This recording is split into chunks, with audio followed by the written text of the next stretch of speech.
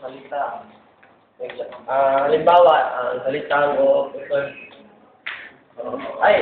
salita ko. Halimbawa, ay maaaring mahulugan ng pagsuko, ayon, galit, kawalan ng interes, o paghamon. Depende kung ano yung pinikas, nakapaloob din dito ang pagbibigay din diin sa mga salita.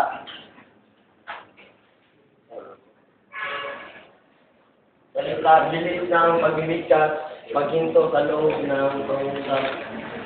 Lakas ng boses at naginting ng tinig. Ang mga ito ay maaaring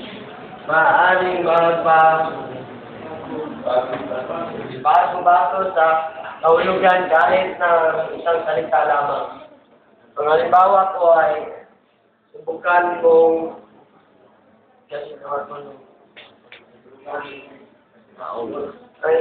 halimbawa po sir ay